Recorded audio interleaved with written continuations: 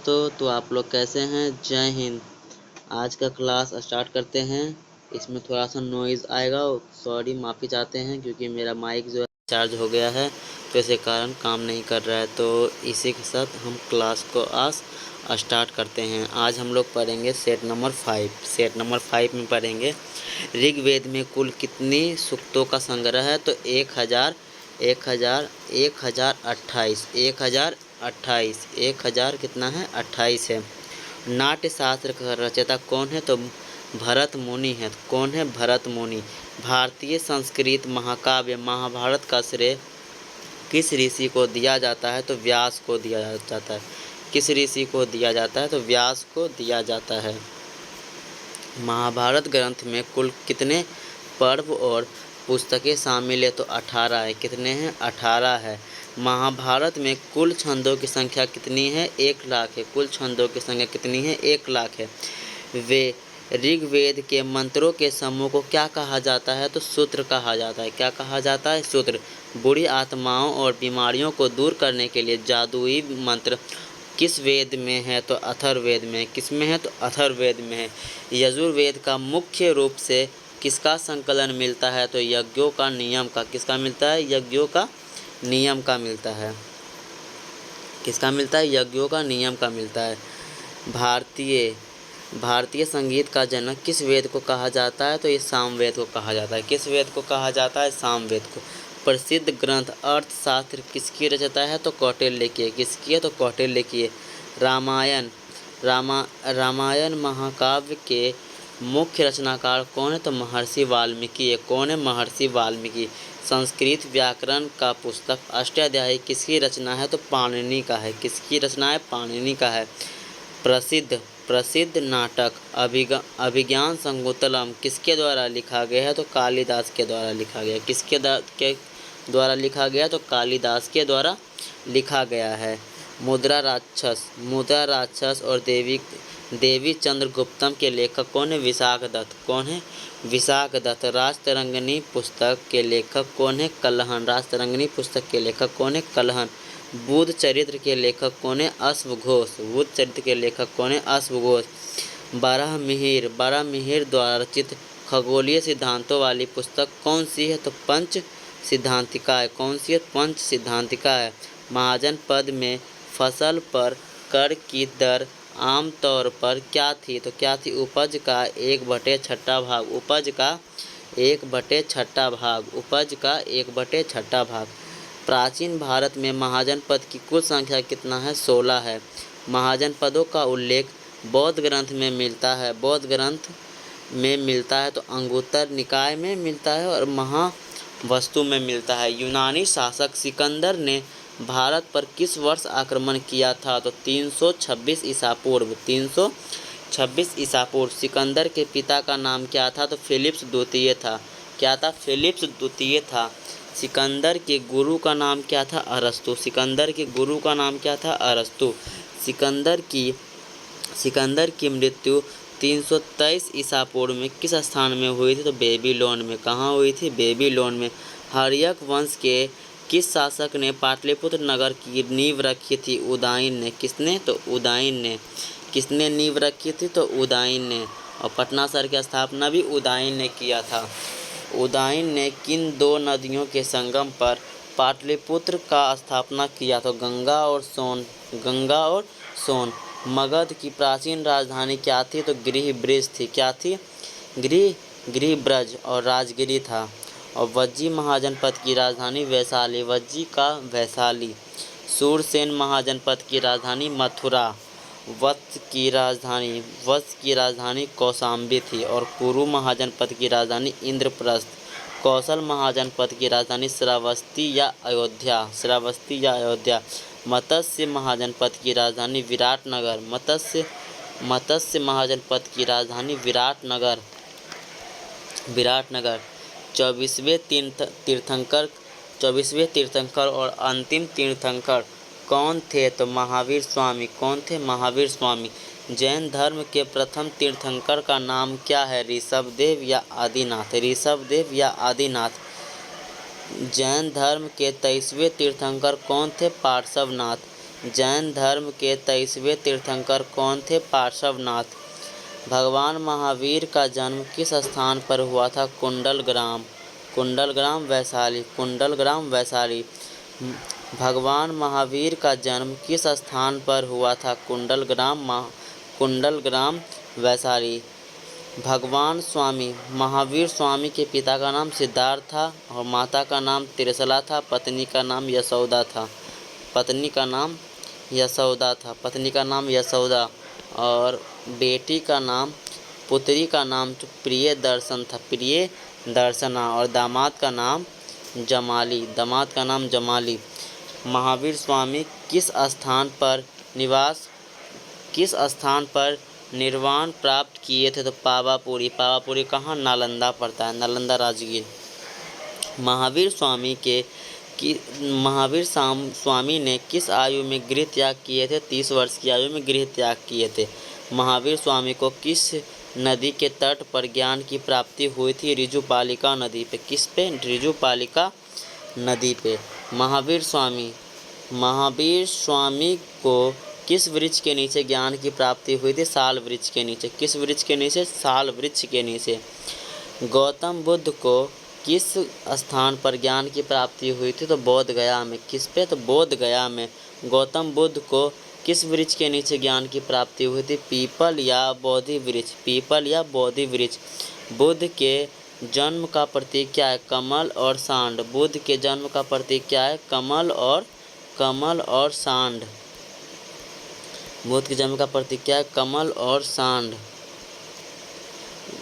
बुद्ध के गृह त्याग का प्रतीक चिन्ह क्या है? घोड़ा। बुद्ध के गृह त्याग का प्रतीक चिन्ह क्या है? घोड़ा। बुद्ध के निर्वाण का प्रतीक क्या है? पद चिन्ह। गौतम बुद्ध की मृत्यु महापरिनिर्वाण का प्रतीक चिन्ह क्या है? स्तूप। प्रतीक चिन्ह क्या है? स्तूप। गौतम बुद्ध अपनी शिक्षा सामान्यतः लोगों को किस भाषा में दी? तो पाली भाषा में दी। किस भाषा में? पाली भाषा में। बौद्ध भिक्षुओं और मठवासियों के नियमों का उल्लेख किस ग्रंथ में मिलता है? तो विनय पिटक में। किस में मिलता है? विनय पिटक में। बौद्ध धर्म के सिद्धांतों का उल्लेख किस पिटक में मिलता है? तो सुत्त पिटक में। किस पिटक में मिलता है? तो सुत्त पिटक में। किस पिटक में मिलता है? तो सुत्त पिटक में मिलता है। सुत्त पिटक। बौद्ध के उपदेशों और सिद्धांतों का दार्शनिक व्याख्या किसमें मिलता है? अभिधम्म पिटक में। किसमें मिलता है? अभिधम्म पिटक में। जैन धर्म के नियमों का पालन करना किनके लिए सर्वाधिक कठिन है? किसानों के लिए सर्वाधिक कठिन है। हर्यक वंश का वास्तविक शासक बिंबिसार। हर्यक वंश का वास्तविक शासक बिंबिसार। बिंबिसार का हत्या उसके किस पुत्र ने किया? तो अजातशत्रु ने। किसने किया? अजातशत्रु ने। अजातशत्रु का उपनाम क्या था जिसे प्रीतहंता भी कहा जाता है? तो कुनिक था। क्या था? तो कुनिक था। क्या था? तो कुनिक था। जैन साहित्य में बिंदुसार को क्या कहा जाता है? तो श्रेणिक कहा जाता है। क्या कहा जाता है? श्रेणिक। हर्यक वंश का अंतिम शासक कौन था? नागदशक। हर्यक वंश का अंतिम शासक कौन था? नागदशक। जैन धर्म के दो प्रमुख संप्रदाय कौन से थे? जैन धर्म के दो प्रमुख संप्रदाय कौन से थे? तो श्वेतांबर और दिगंबर थे। कौन से थे? श्वेतांबर और दिगंबर थे। मौर्य साम्राज्य की स्थापना 322 ईसा पूर्व में किसके द्वारा किया गया था? तो चंद्रगुप्त मौर्य के द्वारा। किसके द्वारा? चंद्रगुप्त मौर्य के द्वारा। मौर्य साम्राज्य की राजधानी पाटलिपुत्र। पाटलिपुत्र का स्थापना किसने किया? कमेंट में आप लोग बताइए। नेक्स्ट क्वेश्चन है आपका विष्णु पुराण के अनुसार चंद्रगुप्त मौर्य की माता का नाम क्या था? मुरा। क्या था? मुरा। चंद्रगुप्त मौर्य ने किस यूनानी शासक की पुत्री हेलेना से विवाह किया था? तो सेलुकस निकेटर से। किससे? सेलुकस निकेटर से। पाटलिपुत्र में मौर्यकालीन लकड़ी के भवनों के अवशेष कहाँ मिलते हैं? तो कहाँ मिलते हैं? तो बुलंदी बाग में। कहाँ मिलते हैं? तो बुलंदी बाग में। कहाँ मिलते हैं? बुलंदी बाग में। मौर्य साम्राज्य का अंतिम शासक कौन था? बृहद्रथ था। मौर्य साम्राज्य का अंतिम शासक बृहद्रथ था। बृहद्रथ की हत्या उसके सेनापति पुष्यमित्र शुंग ने किया। चंद्रगुप्त मौर्य के बाद मौर्य साम्राज्य का शासक बिंदुसार बना। कौन बना? बिंदुसार। बिंदुसार के शासन काल की अवधि थी 298 ईसा पूर्व से लेके 273 ईसा पूर्व सम्राट अशोक का वास्तविक राज्याभिषेक किस वर्ष हुआ था? तो 269 ईस्वी में। 269 ईस्वी में अशोक ने अपने राज्याभिषेक के 8वें वर्ष में कहाँ का शासन की कहाँ पर आक्रमण किया? तो कहाँ पे आक्रमण किया? कलिंग पे। कहाँ पे? कलिंग पे आक्रमण किया। कहाँ पे? कलिंग पे आक्रमण किया। अशोक को देवना प्रिय प्रियदर्शी उपनाम से जाना जाता था। इसका क्या अर्थ है? इसका अर्थ है देवताओं का प्रिय। इसका अर्थ है देवताओं का प्रिय। अशोक को बौद्ध धर्म की दीक्षा किस बौद्ध भिक्षु ने दी? तो उपगुप्त ने दी। किसने दी? उपगुप्त ने दी। अशोक के शिलालेख में मुख्य रूप से किन भाषाओं का प्रयोग किया गया है? प्राकृतिक और ब्राह्मी। अशोक के केवल दो अभिलेख शहबाजगढ़ी और मानसेरा की लिपि कौन सी थी? तो खरोष्टी थी। दो ही गो अभिलेख है जो कि खरोष्टी में लिखा गया था। साहबगढ़ी का अभिलेख और मानसेरा का अभिलेख। अशोक के शिलालेखों का सर्वप्रथम 1937 में किसने पढ़ा? जेम्स प्रिंसप ने पढ़ा। किसने पढ़ा? जेम्स प्रिंसप ने पढ़ा। अशोक के बृहद अभिलेखों की कुल संख्या कितनी थी? 14 थी। भारत में शिलालेखों का प्रचलन सर्वप्रथम किस सम्राट ने किया? तो अशोक ने। किसने किया? अशोक ने। मौर्य साम्राज्य का संस्थापक चंद्रगुप्त मौर्य के गुरु कौन थे? कौटिल्य थे। कौन थे? कौटिल्य या चाणक्य थे। अशोक ने बौद्ध धर्म का प्रचार के लिए महेंद्र और संघमित्रा को कहाँ भेजा था? श्रीलंका भेजा। कहाँ भेजा? श्रीलंका भेजा था। कहाँ भेजा? श्रीलंका। अशोक के शासनकाल के दौरान कौन सी बौद्ध संगीति आयोजित किया गया था? तो तीसरी बौद्ध संगीति आयोजित किया गया था। अशोक ने अपने शिलालेख कलिंग विजय का उल्लेख किया है। कहाँ पे? 13वां शिलालेख में कलिंग विजय का उल्लेख किया है। मौर्य साम्राज्य अशोक की मृत्यु किस वर्ष हुई थी? 232 ईसा पूर्व में। किस वर्ष हुई थी? 232 ईसा पूर्व में। शुंग वंश के संस्थापक कौन है? पुष्यमित्र शुंग। शुंग वंश के संस्थापक कौन है? पुष्यमित्र शुंग। शुंग वंश के शासक में लगभग कितने वर्ष तक शासन किए? 110 वर्ष में। 110 वर्ष तक शुंग वंश के शासकों ने शासन किए। शुंग वंश का अंतिम शासक जिसकी हत्या वसुदेव ने किया तो देवभूति ने। सातवाहन वंश के संस्थापक सिमुक। सातवाहन वंश के संस्थापक कौन है? सिमुक। सातवाहन वंश की राजधानी कहाँ थी? पैठान और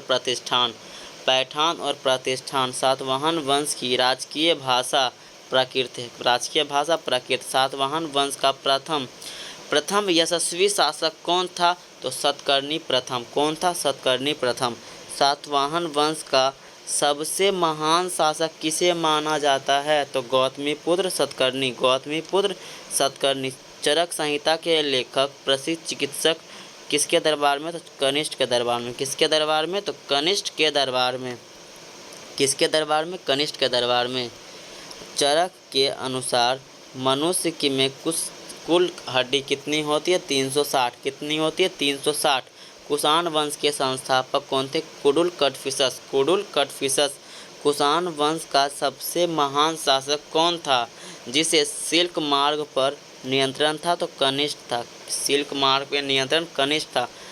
गंधार कला शैली विकास किस राजवंश के समय हुआ था? तो कुषाण। किस वंश के शासन? कुषाण। गुप्त वंश का वास्तविक संस्थापक और प्रथम शक्तिशाली शासक कौन था? चंद्रगुप्त मौर्य था। कौन था? चंद्रगुप्त मौर्य था। तो अगला आपका सेट नंबर 6 है जो कि हम कल के क्लास में करेंगे। और इसी के साथ थैंक यू दोस्तों, आप लोग इसी के साथ हम लोग को सपोर्ट बनाए रखें और इसी सीरीज़ को हम लोग कंटिन्यू करेंगे। ये जो है एसएससी जीडी के लिए आपका वेरी इंपॉर्टेंट है। ये सब वन लाइनर के फॉर्म में आप 20 से 25 मिनट में 2x पे याद कर सकते हैं इसको। ठीक है, धन्यवाद, जय हिंद।